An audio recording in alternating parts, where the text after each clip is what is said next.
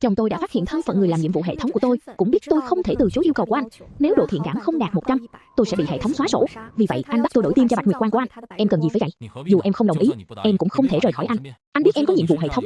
Trước khi hoàn thành, em chỉ có thể không ngừng lấy lòng anh. Ngoan ngoãn đồng ý đi, anh sẽ thương em, độ thiện cảm với em cũng sẽ tăng. Sao em không học cách thông minh hơn? Tôi cười đến rơi nước mắt. Thông minh ư? Lục Cảnh Thâm quả thật rất thông minh. IQ 153, giúp anh còn trẻ đã thành bác sĩ tim mạch hàng đầu, nên ngay cả tình cảm anh cũng lượng hóa thành con số như làm thí nghiệm, dùng ống đông lạnh lẽo kiểm soát, lấy chút hy vọng nhỏ nhoi ép tôi thỏa hiệp hết lần này đến lần khác. Anh quá máu lạnh, quá vô tình, như một cục sắt không sao sưởi ấm được. Đã vậy, tôi không muốn lãng phí thêm 8 năm nữa. Tôi ngậm nước mắt, cuối cùng đáp, tôi đồng ý. Đồng thời, tôi cũng thầm nói với hệ thống, lần này sau khi tôi chết, hãy đổi cho tôi một mục tiêu khác. Sau khi tôi đổi tim cho Tô Uyển Ly, thân thể này sẽ chết hẳn. Đến lúc đó, tôi không muốn chinh phục Lục Cảnh Thâm và Tiểu Trạch nữa. Hai cha con họ, tôi đều không cần. Lục Cảnh Thâm, trên gương mặt vốn lạnh lùng của anh thoáng hiện vẻ bất ngờ. Tô Uyển Thanh xưa nay rất kiên cường, chưa bao giờ dễ dàng cúi đầu. Vì vậy lần này, anh đã chuẩn bị sẵn cho một cuộc giằng co. Nhưng không ngờ cô lại đồng ý nhanh và dứt khoát như vậy. Em thật sự nghĩ kỹ rồi chứ? Tôi gật đầu, tôi nặn ra một nụ cười chẳng đẹp đẽ gì. Nếu các người đều muốn tôi đưa tim cho cô ta, vậy tôi đưa.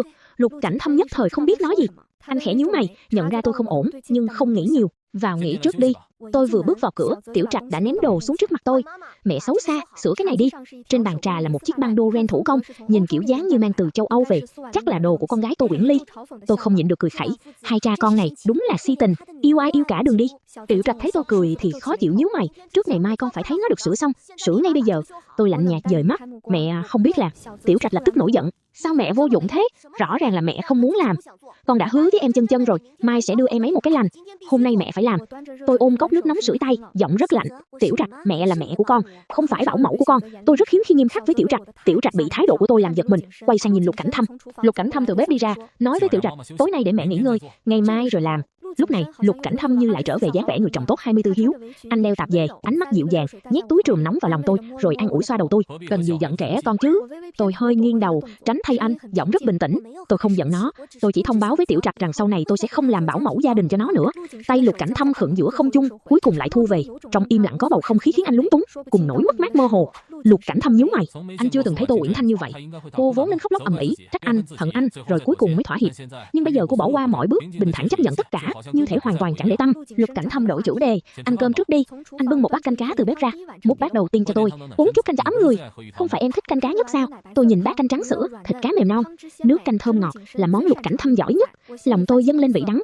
Người thích uống canh cá là Tô Uyển Ly. Động tác của Lục Cảnh Thâm khựng lại, rồi anh thản nhiên nói, hai chị em thì khẩu vị chắc cũng giống nhau. Hừ, tôi ghét canh cá nhất. Tôi ghét mùi tanh trong đó, vừa khó ngửi vừa buồn nôn, uống một ngụm mượn mà như nuốt nước cống. Động tác của Lục Cảnh Thâm vẫn không dừng. Anh chỉ bình thản nói, ăn cá tốt cho tim. Tay tôi siết chặt chiếc thìa. Hừ, hóa ra anh quan tâm chuyện đó. Tôi không nói gì nữa, cắn răng uống hết bát canh cá, rồi quay về phòng. Hôm sau, tôi đeo khẩu trang ra ngoài. Mùa đông tháng 12 thật sự rất lạnh. Tôi bắt taxi đến công ty, nhân viên trong nhóm đã chờ từ lâu. Tổng giám đốc Tô, cuối cùng cô cũng mẫu chủ đạo của quý này vẫn chưa chốt, đang đợi cô quyết định. Tôi nhận bản vẽ thiết kế trợ lý đưa tới, nhíu mày. Sao công ty lại tuyển thực tập sinh có trình độ thế này? Trợ lý lúng túng, đây là bản vẽ của em gái cô, Tô Uyển Ly. Rút hết mấy bản này ra, sau này đồ cô ta nộp lên chỉ cần làm qua loa cho có là được. Đừng đưa đến trước mặt tôi thấy chướng mắt. Rồi tôi lấy bản thiết kế đã chuẩn bị sẵn trong túi ra, bảo cô ấy mang đi bàn với vài nhà thiết kế xem có dùng được không. Làm mẫu chốt màn, trợ lý vừa nhìn đã sáng mắt. Tổng giám đốc Tô, cô khiêm tốn quá, chắc chắn là được. Năng lực của cô, mọi người đều thấy rõ. Tôi chỉ coi đó là lời nịnh nọt, quay sang xử lý nốt công việc. Bận đến 2 giờ chiều, bụng tôi bắt đầu réo. Lúc này tôi mới nhớ cả ngày chưa ăn gì. Vừa định xuống ăn thì cửa văn phòng bị đẩy ra. Là bố Tô vừa vội vàng chạy tới. Thấy tôi, ánh mắt ông sắc lạnh. Quả nhiên con ở đây, theo bố đến bệnh viện. Hả? Tôi không nhúc nhích. Người trước mặt là cha ruột của tôi, cũng là người từng đích thân đuổi tôi khỏi nhà họ Tô. Tôi và Tô Uyển Ly đều là con gái nhà họ Tô, nhưng trong lòng cha mẹ chỉ có cô ta. Với họ, Tô Uyển Ly là cô con gái ngoan ngoãn hiểu chuyện, còn tôi, Tô Uyển Thanh, là kẻ xấu xa nham hiểm. Vì vậy khi Tô Uyển Ly vu oan tôi trộm đồ, dù tôi giải thích thế nào cũng vô ích. Dù Tô Uyển Ly bày mưu hại tôi thân bại danh liệt, thậm chí liên lụy nhà họ Tô, họ cũng chưa từng nghi ngờ cô ta, chỉ đổ hết tội lên đầu tôi. Khi đó, chính ông đã ra mặt trước ống kính của vô số phóng viên tuyên bố nhà họ Tô chỉ có một cô con gái là Tô Uyển Ly. Tất cả đều cười tôi là kẻ đáng thương bị gia tộc ruồng bỏ. Giờ ông lại xuất hiện trước mặt tôi. Bệnh của Uyển Ly nặng hơn rồi, còn đi truyền máu cho nó. Văn phòng im lặng như chết. Nó sống hay chết thì liên quan gì đến tôi? Bố Tô Sa sầm mặt. Nó là em gái ruột của con. Hừ, bố quên rồi sao? 7 năm trước, bố đã đuổi tôi khỏi nhà họ Tô rồi. Tôi đã không còn người thân, cũng không có em gái. Sắc mặt bố Tô cứng đờ. Người đàn ông luôn kiêu ngạo ấy cúi đầu cầu xin. Bác sĩ nói tim Uyển Ly rất yếu, lại còn thiếu máu. chỉ truyền máu mới duy trì được. Hiện vẫn chưa tìm được nguồn tim, con bắt buộc phải theo bố về truyền máu. Nhìn ông như vậy, lòng tôi chỉ càng thêm đắng chát. Tôi chưa từng thấy bố tôi cầu xin ai đến mức này. Tô Uyển Ly đúng là đứa con gái ông yêu như sinh mạng, mà đâu chỉ có mình ông. Lục Cảnh Thâm, chẳng phải Tiểu Trạch cũng xem Tô Uyển Ly như tín ngưỡng sao? Nghĩ đến đây, khóe mắt tôi hơi ương ướt. Tôi đồng ý với ông, nhưng tôi có một điều kiện, tôi muốn về nhà họ Tô và lấy toàn bộ cổ phần Tô thị trong tay Tô Uyển Ly. Ánh mắt Tô Phúc lạnh đi, Tô Uyển Thanh cô đừng được voi đòi tiên. Đây là điều kiện. Không đồng ý thì tùy. Một lúc lâu sau, bố Tô thỏa hiệp. Tôi bị thô bạo kéo lên xe, phóng thẳng đến bệnh viện, rồi bị lôi tới cửa phòng lấy máu. Y tá thấy mặt tôi tái nhợt bèn nhẹ giọng hỏi, có phải bị hạ đường huyết không? Có cần nghỉ một chút, ăn gì đó không? Bố Tô lại bực bội giục, nhanh lên. Y tá sợ quá, không dám chậm trễ, vội chuẩn bị dụng cụ lấy máu. Khi kim đâm vào, Trần Thôn vén một trượt một nửa, tôi đã thấy càng lúc càng khó thở. Đầu tôi không kiểm soát được nghiêng sang một bên. Y tá sợ hãi, khóc nói, không thể rút nữa, rút tiếp sẽ xảy ra chuyện. Sắc mặt bố tôi cực kỳ khó coi. Ông ta cũng sợ thật sự có chuyện, không phải sợ tôi chết. Tô Uyển Ly không còn máu để dùng. Được rồi, tạm dùng chỗ này trước. Tôi được dìu vào phòng nghỉ, đã hoàn toàn mất ý thức. Trong cơn mơ màng, một người phụ nữ xông vào, tát mạnh vào mặt tôi, khóc đến xé lòng. Đều tại mày còn giả vờ yếu đuối ở đây làm gì? Chút máu đó thì có ích gì? Tôi đau đến tỉnh lại, nhìn gương mặt mẹ khóc đến sưng phù. Bà túm lấy áo tôi, dùng nắm đấm đánh liên tục. Sao lúc đầu mẹ lại mang thai cả hai đứa? Giá như chỉ cốt rồi. Mày đúng là đồ đòi mạng, còn trong bụng đã cướp dinh dưỡng của Uyển Ly, hại nó sinh ra đã mắc bệnh tim. Giờ chỉ cần chút máu của mày lại diễn trò trước mặt mọi người. Mày muốn em gái mày chết đến thế sao? Từng lời của bà đều đau như cứa vào tim. Tôi vốn không hay rơi nước mắt, vậy mà chất lỏng lạnh buốt cũng trào ra khỏi khóe mắt. Hả? Tôi không còn sức chống lại những cú đánh của mẹ Tô. Mãi đến khi có một bàn tay bế tôi lên, mẹ Tô mới bị bố Tô ngăn lại. Bố Tô thấy Lục Cảnh Thâm cũng rất ngạc nhiên. Cảnh Thâm, sao cậu lại đến đây? Tôi nghe nói tình hình Uyển Ly không tốt nên qua xem. Mọi người đừng quá lo, tôi đã tìm được nguồn tim cho Uyển Ly rồi, cô ấy sẽ sớm khỏi thôi. Mẹ Tô vừa còn đang khóc nghe vậy liền sững lại. Thật sao? Nguồn tim từ đâu ra? Uyển Ly thật sự được cứu rồi sao? Lục Cảnh Thâm lại khẳng định, tôi có vài nguồn tim khác. Đến lúc đó tôi sẽ đích thân mổ, Uyển Ly nhất định sẽ bình an xuất viện. Nghe 4 chữ đích thân mổ, cơ thể tôi rung lên, rồi bất giác bật cười thảm hại. Sau khi mẹ tôi rời đi, Lục Cảnh Thâm cảm nhận được nhiệt độ nóng rực trong lòng, bèn lấy nhiệt kế đo. Thấy 41 độ, anh nhíu chặt mày, em sốt rồi, sao không gọi điện cho anh? Gọi điện ư? Tôi con người lại, chủ nhiệm Lục thông minh như vậy, kỹ thuật cao siêu như vậy, chắc cũng không ngờ một người ở hành lang chưa tới 5 độ suốt 3 tiếng sẽ bị bệnh đâu. Chỉ là anh không để tâm mà thôi. Không để tâm đến tôi, nên cũng sẽ không quan tâm từ đầu đến cuối, chỉ là trái tim trong cơ thể tôi. Động tác của Lục Cảnh Thâm khựng lại, rồi dường như áy náy. Xin lỗi, giọng anh rất thấp, tôi chỉ xem như mình nghe nhầm. Lục Cảnh Thâm ngồi xuống, nắm lấy bàn tay nóng rực của tôi. Xin lỗi, anh đồng ý với em. Từ nay về sau, anh nhất định sẽ sống tử tế bên em. Em muốn điều kiện gì anh cũng đáp ứng. Anh sẽ yêu em thật lòng. Tôi không nhìn anh, lặng lẽ rút tay về. Bệnh của tôi bao lâu mới khỏi? Thông thường, cảm lạnh khoảng 7 ngày là khỏi. Em sốt hơi nặng, có thể cần khoảng 10 ngày. Vậy có làm lỡ việc tôi đổi đồ mới cho Tô Uyển Ly không? Tôi nói câu đó rất bình thản, như đang nhắc đến một chuyện nhỏ nhặt. Lục Cảnh Thâm nhìn tôi với ánh mắt phức tạp. Tôi không trả lời ngay, nhưng cảm lạnh chưa khỏi thì có sao? Dù gì mất tim ra rồi tôi cũng không sống nổi, cảm hay không còn quan trọng mà. Câu nói quá tàn nhẫn, nhưng tôi lại nói rất bình tĩnh, như một lưỡi dao lạnh lùng. Không hiểu vì sao Lục Cảnh Thâm thấy rất khó chịu. Tôi sẽ để cô khỏe mạnh bước lên bàn mổ. Ngoài phòng bệnh, ba tôi cầm một bản thỏa thuận chuyển nhượng cổ phần đi vào, ném mạnh tập tài liệu có bìa vào mặt tôi. Như cô muốn, toàn bộ cổ phần trong tay Uyển Ly đều thuộc về cô. Tôi rất hài lòng, ký tên lên đó, rồi đợi mọi người rời đi mới gọi cho luật sư của mình. Tôi muốn ủy thác di sản cho anh. Luật sư đến cùng bạn thân của tôi là Tiêu Vi, thấy tôi mặt mũi tái nhợt nằm trên giường. Tiêu Vi, nước mắt lập tức rơi xuống. Khốn kiếp, họ đúng là một lũ khốn, sao có thể đối xử với cậu như vậy?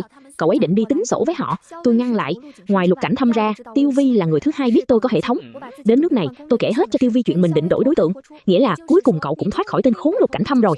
Tôi gật đầu, tốt quá, cuối cùng hệ thống cũng làm được việc tử tế.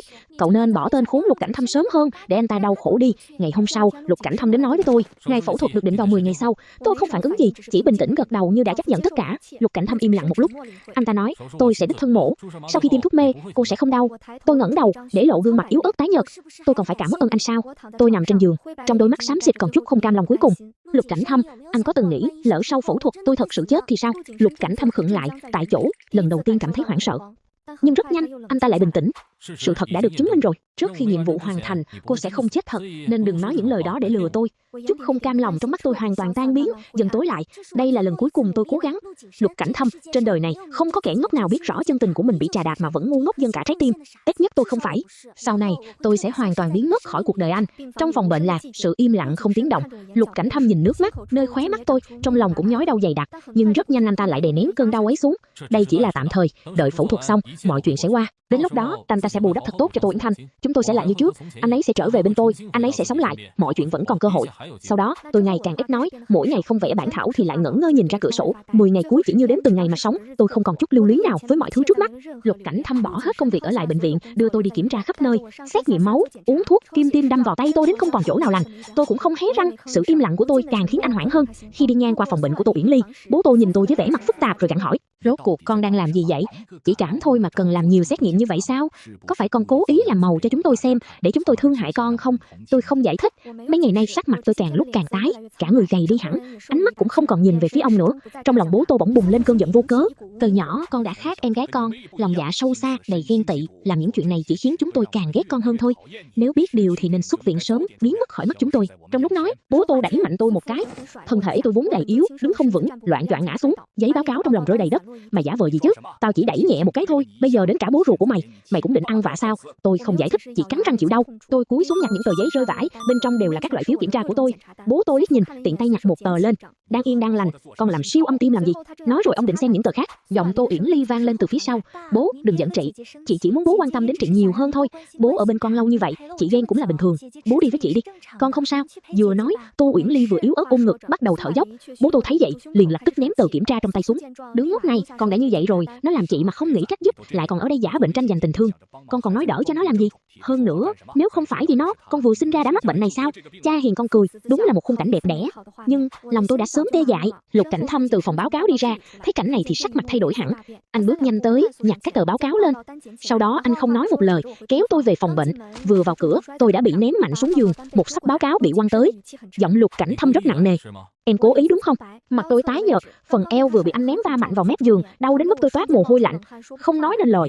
Có phải em cố ý làm rơi phiếu kiểm tra trước mặt Uyển Ly, muốn cô ấy thấy nội dung bên trên để cô ấy áy náy rồi từ chối phẫu thuật không? Tô Uyển Thanh, lòng dạ em thật độc ác. Những lời lạnh lẽo ấy, từng câu từng chữ đều đâm vào tim tôi. Tôi ôm eo, cúi đầu cười thê lương. Anh nói phải thì là phải vậy, dù sao tôi nói gì cũng vô dụng, chỉ cần gặp chuyện liên quan đến Tô Uyển Ly, Lục Cảnh Thâm sẽ mất hết lý trí. Người thân, người yêu, thậm chí cả con trai tôi đều chỉ tin Tô Uyển Ly. Câu giải thích bao nhiêu cũng vô ích. Anh còn chuyện gì nữa không? Lục Cảnh Thâm im lặng một lúc, rồi ánh mắt rơi xuống tủ đầu giường. Trên cuốn sổ vẽ bị chân phá hỏng. Trước khi phẫu thuật, Uyển Ly còn một tâm nguyện là xuất hiện trên sàn diễn với tư cách nhà thiết kế. Chẳng phải anh sắp tham gia show năm sau sao? Anh nhường suất của mình cho Uyển Ly đi. Lục Cảnh Thâm, anh biết đó cũng là ước mơ của em. Em đã cố gắng bao lâu, giờ lại bắt em nhường suất cho cô ấy, dựa vào đâu? Em không thể đồng ý.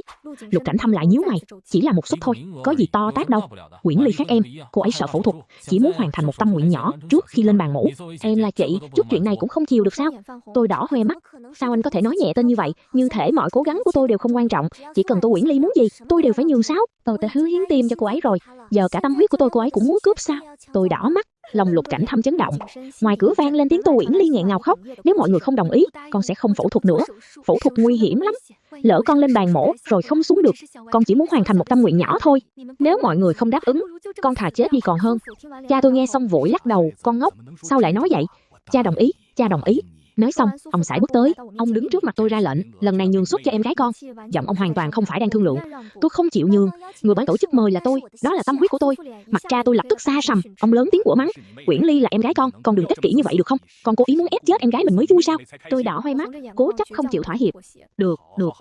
Cha tôi nói liền mấy tiếng được, rồi lấy điện thoại ra trước mặt tôi. Không nghe lời đúng không? Cái công ty rách nát của con cũng đừng hòng giữ. Tin không, giờ cha lập tức cho người đi mua lại công ty của con. Chẳng phải con quý tâm huyết của mình sao? Con nghĩ cho kỹ đi, rốt cuộc công ty quan trọng hay một suất quan trọng?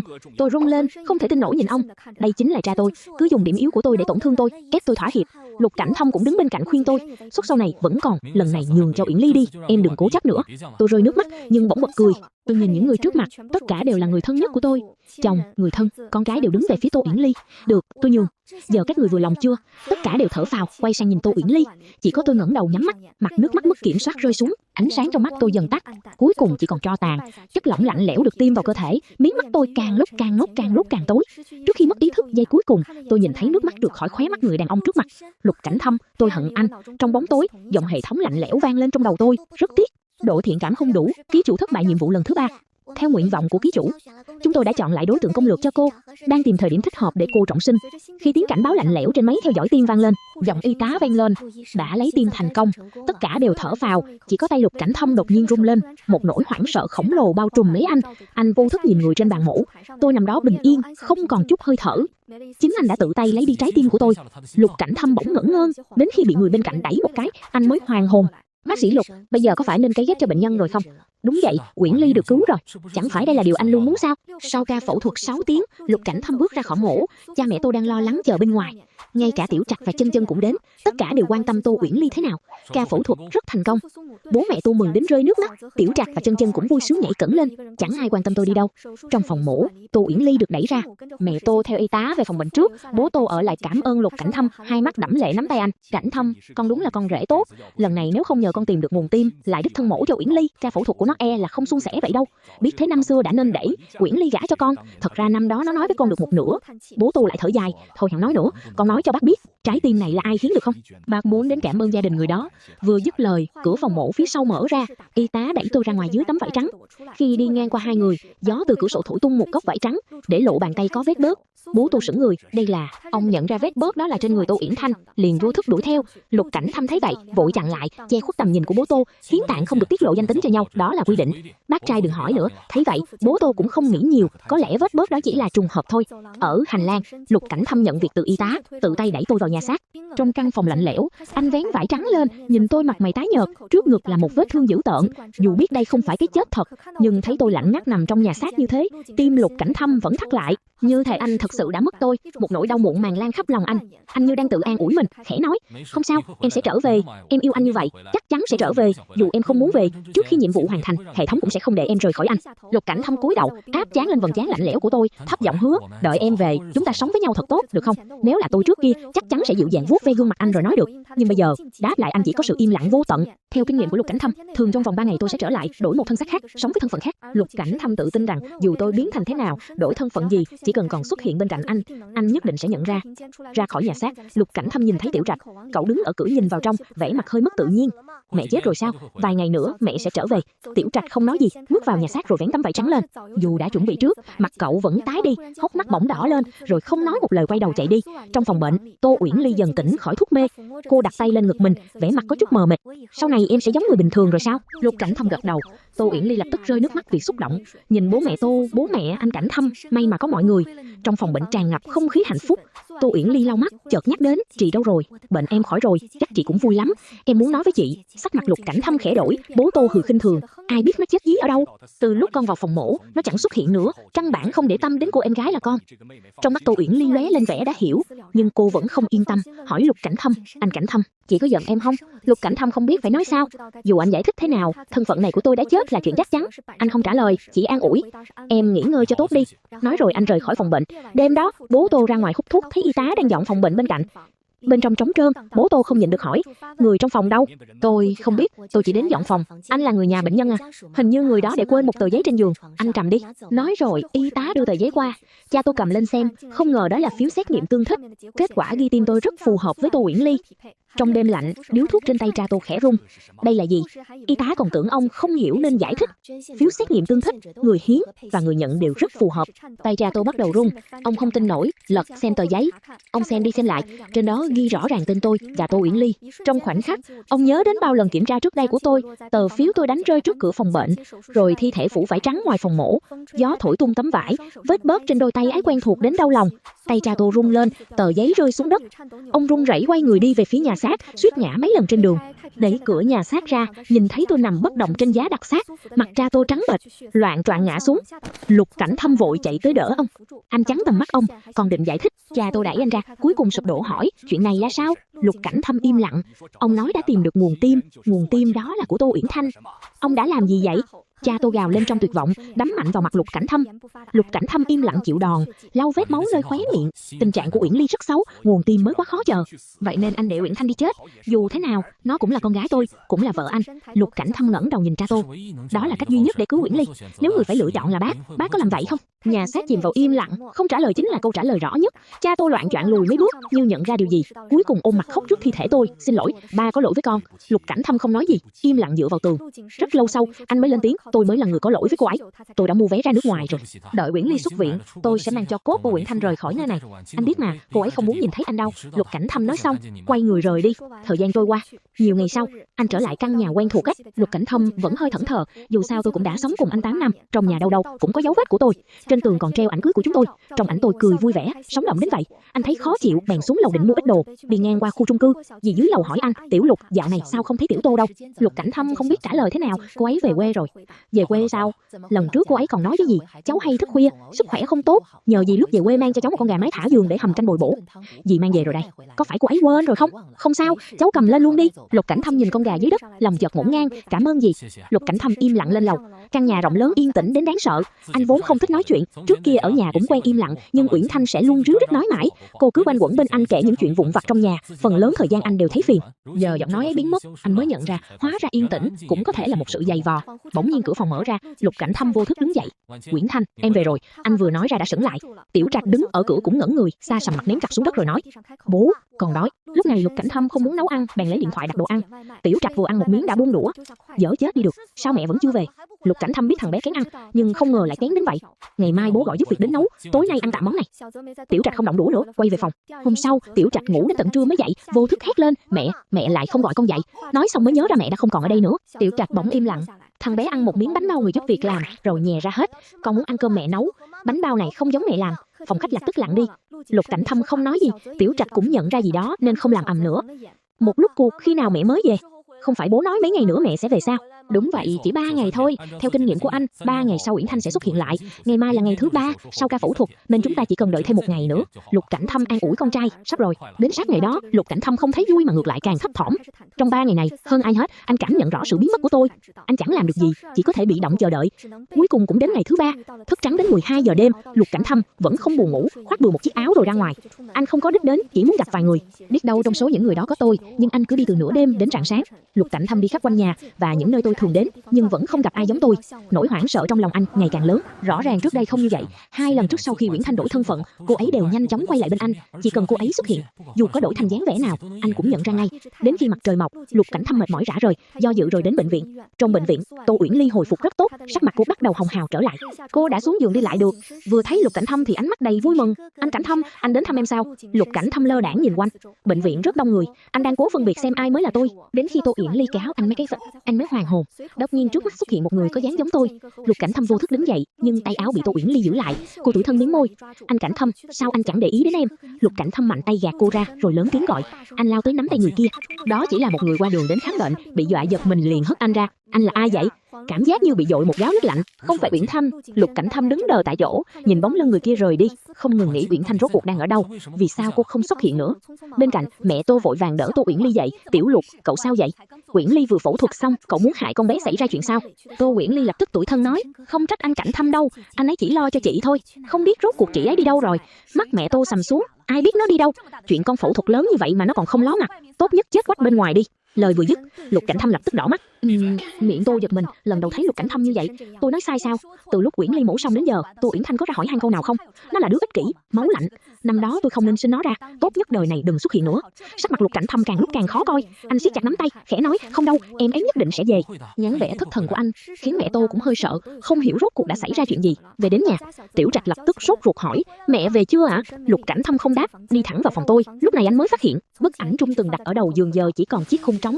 Tấm ảnh duy nhất của hai người đã bị xé nát, mảnh vụn nằm trong thùng rác, như thể tôi đã làm trước khi rời đi. Lục Cảnh Thâm bỗng rung lên, như hiểu ra điều gì. Anh ngồi xổm xuống đổ hết mảnh ảnh ra. Anh run tay muốn ghép lại, nhưng dù thế nào cũng không thể ghép lại như xưa. Trong đêm đen, Lục Cảnh Thâm nằm trên sàn phòng tôi. Trong cơn hoảng hốt, tôi như lại thấy thế giới sau khi chết. Hệ thống đang chiếu hình ảnh của anh trước mặt tôi. Có muốn về xem không? Tôi do dự, linh hồn tôi xuất hiện bên cạnh Lục Cảnh Thâm, như cảm nhận được điều gì. Anh nhìn quanh. Uyển Thanh, là em về rồi sao? Tôi không đáp. Thật ra bây giờ dù tôi có nói, Lục Cảnh Thâm cũng không nghe thấy. Tôi chỉ khó hiểu nhìn anh, không hiểu sao anh lại phản ứng mạnh như vậy. Tôi cứ tưởng sau khi tôi chết, cùng lắm Lục Cảnh Thâm chỉ hơi mất phương hướng. Có Tô Uyển Ly ở đó, anh hẳn sẽ nhanh chóng quên hết mọi chuyện và ở bên cô ta. Nhưng 3 ngày nay, anh rất ít khi xuất hiện bên cạnh Tô Uyển Ly. Hiện giờ độ thiện cảm của anh ấy với cô đã đạt 100%, chỉ cần xuất hiện trước mặt anh ấy, nhiệm vụ sẽ lập tức hoàn thành. Cô còn muốn đổi mục tiêu nhiệm vụ không? Trong bóng tối, Lục Cảnh Thâm khẽ nói, anh hối hận rồi. Tô Uyển Thanh, anh hối hận rồi, thật sự hối hận rồi. Em quay về được không? Đáp lại anh chỉ có im lặng. Rất lâu sau, tôi lên tiếng, đuổi đi. Tôi đã không thể tin Lục Cảnh Thâm nữa, huống chi những tổn thương từng chịu sẽ không biến mất, nỗi đau trong tim cũng vậy. Lục Cảnh Thâm dựa vào đâu mà được tha thứ? Ánh sáng trắng lóe lên, tôi biết mình sắp bước vào kiếp sống mới. Tôi nhắm mắt không chút lưu luyến, mãi đến hôm sau, Lục Cảnh Thâm mới thất thần đứng dậy. Tiểu Trạch Đỏ hoe mắt ngồi trong phòng khách, mẹ vẫn chưa về sao ạ? Dù trưởng thành sớm đến đâu, nó rốt cuộc cũng chỉ là đứa trẻ 7 tuổi. Từ thở lúc đầu đến tức giận, rồi đau lòng. Hù hù, có phải mẹ không cần con, không cần ba nữa không? Tim Lục Cảnh Thâm như bị ai bóp nghẹt, anh khẽ nói, không đâu, nhưng giọng anh quá thấp, quá nhẹ, chẳng có chút chắc chắn. Đến bệnh viện, Lục Cảnh Thâm lại tới nhà xác, đó là thứ duy nhất anh còn có thể bấu víu. Nhưng bước vào, rồi mới phát hiện bên trong trống không. Lục Cảnh Thâm như phát điên, lớn tiếng chất vấn, người đâu? Tô Uyển Thanh đi đâu rồi? Cô y tá sợ run lẩy bẩy, lắp bắp nói, người nhà đã kéo cô ấy đi rồi, nói là đưa tới nhà tang lễ hỏa táng, vừa đi thôi. Lục Cảnh Thâm đột nhiên lao ra ngoài như phát điên. Tô Uyển Ly chạy tới định giữ anh lại, nhưng bị hất ngã. Anh gào lên, nước mắt trào ra. Lục Cảnh Thâm khựng bước, thấy Tô Uyển Ly ngã dưới đất, ánh mắt này giằng xé và đau khổ. Hù hù, Cảnh Thâm, anh sao vậy? Lục Cảnh Thâm do dự rất lâu, cuối cùng vẫn quay đầu bỏ đi. Khi anh chạy tới cổng bệnh viện, bạn thân tôi đang cùng nhân viên nhà tang lễ đưa thi thể tôi lên xe. Lục Cảnh Thâm đột nhiên lao tới, đẩy mọi người ra, tránh ra. Ai cho các người động vào cô ấy? Bạn thân tôi đỏ hoe mắt chừng anh. Uyển Uyển đã chết rồi, anh còn muốn cô ấy không được yên sao? Lục Cảnh Thâm chấn động, rồi lắc đầu, không, cô ấy chưa chết, cô ấy sẽ quay lại, sẽ có kỳ tích thôi. Tiêu Vi không nhịn được, tát mạnh anh một cái. Anh lấy tư cách gì nói câu đó? Tại sao Tiểu Uyển nằm ở đây, chẳng phải đều vì anh sao? Giờ anh còn tranh cái gì nữa? Lời Tiêu Vi câu nào cũng xé lòng. Lục Cảnh Thâm run rẩy, cúi đầu siết chặt tay, không thể phản bác. Phía sau, mẹ tôi tức giận mất tới chất vấn, Tiểu Lục, rốt cuộc cậu bị sao vậy? Uyển Ly nhà tôi đã đắc tội gì với cậu mà cậu cứ hết lần này đến lần khác làm tổn thương nó? Nói xong, mẹ tôi mới chú ý. Bên cạnh là xe nhà tang lễ, còn có một thi thể đã được bọc kín nên mẹ tôi không biết bên trong là tôi. Bà chỉ câu mày ghét bỏ, rồi tiếp tục hỏi Lục Cảnh Thâm. Vốn công tôi còn tưởng cậu là đứa trẻ tốt, muốn giao Uyển Ly cho cậu thật sự khiến tôi quá thất vọng. Tiêu Vi đứng bên cạnh cười lạnh, cướp chồng của con gái lớn cho con gái nhỏ, bà đúng là người mẹ tốt nhỉ? Câu này đầy vẻ mỉa mai, sắc mặt mẹ tôi lập tức thay đổi. Tôi nhớ ra rồi, cô là bạn của Tô Uyển, phải không? Đây là chuyện nhà tôi, liên quan gì đến cô? Bao nhiêu ngày qua rồi, Tô Uyển nó không ra mặt lại để cô tới đây à? Cô chuyển lời cho nó, giỏi thì chết ở ngoài luôn, cả đời đừng về nữa. Tiêu Vi tức đỏ mắt, rồi quay sang Lục Cảnh Thâm, nghiến răng mỉa mai. Lục Cảnh Thâm, xem ra nghiến răng mỉa mai. Lục Cảnh Thâm, xem ra anh giấu kịp. Tô Uyển Ly vội chạy tới từ phía sau, kéo mẹ tôi định đưa bà đi. Mẹ, con thấy không khỏe, mẹ đỡ con về nghỉ đi. Mẹ tôi lập tức không còn tâm trí nghĩ chuyện khác, bà chỉ muốn đưa Tô Uyển Ly đi, nhưng Tiêu Vi chặn lại, đứng trước hai người và trần bộ mặt giả dối của Tô Uyển Ly, vội đưa mẹ cô đi vậy. Bà ấy vẫn chưa biết sự thật à? Môi Tô Uyển Ly bắt đầu tái nhợt, cô nói gì tôi không hiểu. Mẹ tôi nhận ra có gì không ổn, nhưng vẫn đứng về phía Tô Uyển Ly, chất vấn Tiêu Vi, rốt cuộc cô muốn nói gì? Tiêu Vi đỏ mắt hỏi, bà không tò mò trái tim trong người con gái bà từ đâu mà có sao? Mẹ tôi không hề nghĩ ngợi, bà buộc miệng nói, đương nhiên là người tốt hiến tặng. Ha, hiến tặng khó đến mức nào? Cần tôi nhắc bà không? Uyển Ly nằm viện lâu như vậy, vẫn không chờ được tim, sao Uyển Uyển vội nhập viện là có ngay? Rốt cuộc cô ta dùng tim của ai? Sắc mặt mẹ tôi tái đi, bà quát, cô nói đại gì đó? Dù tôi có không thích Tô Uyển Thanh đến đâu, sao có thể moi tim cô ấy được? Đừng vu khống vô căn cứ. Tiểu Vi run run nhìn Lục Cảnh Thâm, có phải vu khống không? Cứ hỏi con rể tốt của bà đi. Mặt mẹ tôi càng tái nhợt, bà nhìn Lục Cảnh Thâm, còn anh chỉ cúi đầu. Bà lại nhìn Tô Uyển Ly, Tô Uyển Ly liều mạng lắc đầu, nói mình không biết gì cả. Mẹ tôi phập phồng lồng ngực, vẫn cố phản bác, không thể nào, sao có thể như vậy? Bà đừng nói bùa, Tri Giấc. Tiêu Vi đã kéo bà đến trước xe nhà tang lễ, mở khóa túi đựng thi thể, xác tôi lộ ra. Cha tôi vội chạy tới, nhưng vẫn chậm một bước. Mẹ tôi hét lên một tiếng, cả người mềm nhũn, buông bà ấy ra. Cha tôi lao tới đỡ mẹ tôi đang đứng không vững, muốn che tầm mắt bà, nhưng đã muộn. Mẹ tôi trợn tròn mắt, không dám tin nhìn người trước mặt. Bà há miệng muốn nói, nhưng không thốt lên lời, chỉ thấy khó thở, phải tựa vào cha tôi mới miễn cưỡng đứng vững. Trong đầu bà như có thứ gì đứt phực, bà lẩm bẩm, sao có thể, sao lại như vậy? Các người nhìn cho kỹ đi, mạng của Tô Uyển Ly được đổi bằng một đứa con gái khác của các người. Câu này như đâm vào tim, mẹ tôi không chịu nổi nữa, gào lên một tiếng. Sắc mặt Tô Uyển Ly cũng chẳng khác hơn mẹ tôi là bao. Tiêu Vi bước đến trước mặt cô ta, Tô Uyển Ly sợ hãi lùi lại, cuối cùng vịn vào tường, hoảng hốt nhìn cô, tôi không biết, tôi thật sự không biết gì cả. Đến nước này rồi còn giả vờ. Tiểu Vi chỉ muốn xé nát gương mặt cô ta, nhưng làm vậy lại quá hời cho cô ta. Cô nhìn Tô Uyển Ly đang rơi lệ, nói từng chữ, cô tưởng cô thắng rồi sao? Uyển Uyển bị cô hại chết, sau này cha mẹ cô, con cô, tất cả mọi người đều sẽ nhớ sự thật này. Cô mãi mãi là tội nhân, mãi mãi không ngẩng đầu nổi trước Uyển Uyển, cũng sẽ không còn ai thiên vị cô vô điều kiện nữa. Lúc này trên mặt Tô Uyển Ly mới hiện rõ nỗi sợ thật sự. Cô ta mềm nhũn hai chân, ngã ngồi xuống đất. Thấy vậy, Tiêu Vi quay người đẩy tôi lên xe, rồi hỏi. Lục Cảnh Thâm đứng bên cạnh như mất hồn. Mộ của Uyển Uyển tôi đã tìm xong rồi, cả đời các người cũng không tìm được đâu. Đừng bao giờ xuất hiện trước mộ cô ấy làm bẩn mắt cô ấy. ấy. Lục Cảnh Thâm như bị rút cạn linh hồn, đau đớn đứng tại chỗ. Cô ấy thật sự sẽ không quay về nữa sao? Anh không tin, quay đầu nhìn quanh, mặc kệ ánh mắt khác thường của mọi người, lớn tiếng gọi, em chẳng phải có hệ thống sao? Chẳng phải trước khi hoàn thành nhiệm vụ thì không thể rời đi sao? Tại sao? Hệ thống, ra đây, tại sao lần này cô ấy không quay về? Người đi ngang qua thấy dáng vẻ anh như phát điên. Tô Uyển Ly cũng hơi sợ, dè dặt nhìn anh rồi nắm lấy anh Cảnh Thâm. Lục Cảnh Thâm đột nhiên đẩy cô ta ra, đôi mắt đỏ ngầu nhìn chằm chằm vào ngực Tô Uyển Ly. Thứ đang đập trong đó là trái tim của Uyển Thanh, tất cả đều vì Tô Uyển Ly. Nếu không có ca phẫu thuật này, Uyển Thanh sẽ không biến mất, sẽ không có chuyện gì xảy ra. Chưa bao giờ anh hối hận như lúc này. Tô Uyển Ly giật mình, liên tục lùi lại. Cô ta chỉ thấy ánh mắt Lục Cảnh Thâm như muốn moi trái tim cô ta ra. Sau đó, cô ta lại được đưa về phòng bệnh. Mặt Tô Uyển Ly không còn chút máu. Mẹ Tô đã tỉnh lại, nhưng tinh thần vẫn hoảng hốt, nhìn người trên giường. Khi nhìn Tô Uyển Ly, bà bỗng gọi một tiếng Uyển Uyển. Sắc mặt Tô Uyển Ly lập tức trở nên rất khó coi. Cô ta run rẩy một lúc, rồi nhỏ giọng nói, đều là lỗi của con, là con hại chị, con sẽ trả trái tim lại cho chị ngay, con sẽ đền mạng cho chị. Nói xong, Tô Uyển Ly vớ lấy con dao gọt trái cây ở đầu giường, định đâm vào ngực mình. Cha Tô vội ngăn lại. Mẹ Tô, người trước đây thương con gái nhất, lúc này chỉ lạnh lùng nhìn cô ta và nói, Uyển Uyển đã chết rồi, con làm bộ dạng này cho ai xem? Tô Uyển Ly run bắn cả người. Trước đây mẹ Tô chưa từng nói với cô ta những lời như vậy. Hóa ra những lời lạnh lùng rơi lên người mình lại đau đến thế. Cha Tô cũng đỏ mắt nói, đây là trái tim của Uyển Uyển, con làm đau chỗ nào cũng được, nhưng không được làm đau trái tim này. Tô Uyển Ly không thể tin nổi khi thấy hai người thân từng yêu thương cô nhất đều đổi thái độ. Cô và Tô Uyển trước kia vị trí đảo ngược. Trong hoảng loạn, Tô Uyển Ly nhìn thấy Lục Cảnh Thâm ở cửa, nước mắt trào ra. Anh Cảnh Thâm, anh cũng trách em, đúng không? Anh cũng nghĩ em hại chết chị ấy, nhưng em thật sự không biết gì, sao mọi người lại trách em? Tô Uyển Ly khóc vô cùng đau lòng, vô cùng tủi thân. Nếu là trước đây, người trong phòng đã tranh nhau an ủi cô, nhưng giờ chẳng ai nhúc nhích. Lục Cảnh Thâm chỉ nhìn cô, em thật sự không biết sao?